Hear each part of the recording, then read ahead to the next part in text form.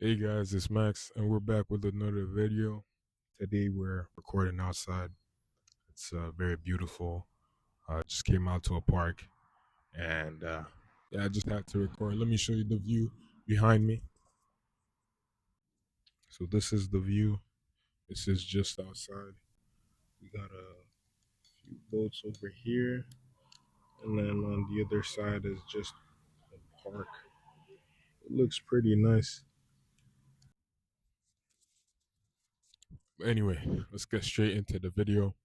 Today's topic is the sunk cost fallacy. The sunk cost fallacy is a phenomenon whereby a person is unable to abandon a course of action because they have invested heavily in it, even when it is clear that abandoning the action would be more beneficial. A lot of us can relate to this, especially when it comes to relationships.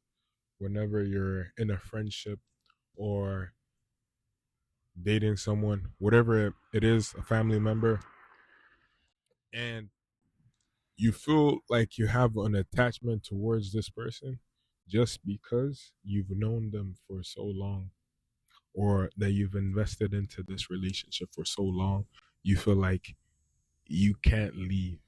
What happens is, in these situations, it reaches a point where it doesn't benefit us anymore, or the other person isn't putting in any effort, or it just becomes toxic.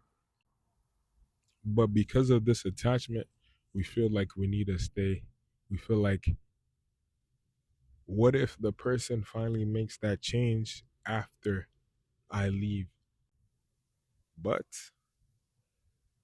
that comes from a deep sense of insecurity. That comes from a need for validation.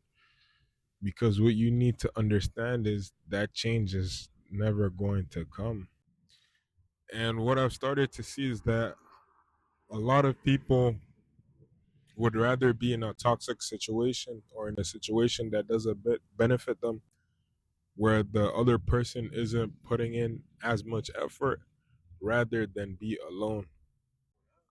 And this is because when you're alone, you're forced to reflect, you're with your thoughts. But at the same time, when you're alone is when you grow.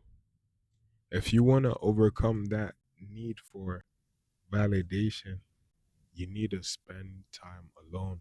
You need to spend time with yourself, and you need to reflect. And a big factor to people staying in these situations that don't benefit them is the fear of missing out.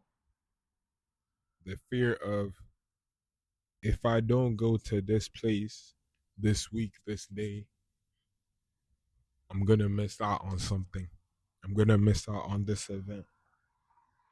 A lot of times people feel like they need to be involved in everything. They see other people on Instagram, online, having fun, going to different places, traveling, at parties, and they want to be involved. So they push themselves out. So they push themselves to always be in these different circles, always hanging around different groups, never in one place, just so they can be involved in this fun. Don't get me wrong, in the moment, it's fun. They're enjoying themselves, but there's nothing fun about not being where you need to be. And later on, when they try to achieve their goals, those same people, those same groups they were in, are nowhere to help them. Ultimately, what you need to think of is your future, where you want to be in life, whatever goals you have. I'm not going to tell you what to do and what not to do, but whatever goals you have, wherever you want to be, in every situation, you need to think, am I bringing myself closer or am I pulling myself away from my goal? And if the answer is no, then you probably need to reflect, probably need to do some thinking, because if you're not getting closer to your goals, you're getting further away. Whenever you go to the gym and you lift weights and you do your routine, you start to see progress. You start to look better. You start to feel better. Everything is going well. But whenever you stop going to the gym, whenever you stop doing your routine or whatever you need to do, what happens is you're not maintaining, you're not staying the same, you're losing your gains. You're becoming weaker.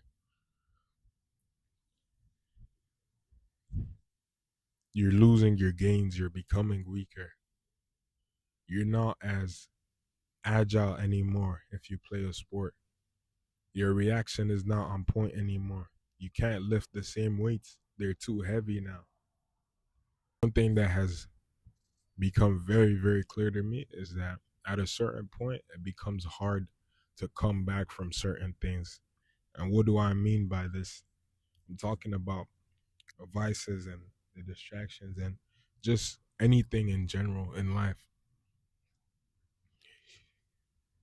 You know, you always hear this saying that it's never too late to change, but I'm telling you, at a certain point, it becomes harder for you to change. And all I'm saying is, rather start changing now when it's easier than later on when it's gonna be more than a burden for you to change.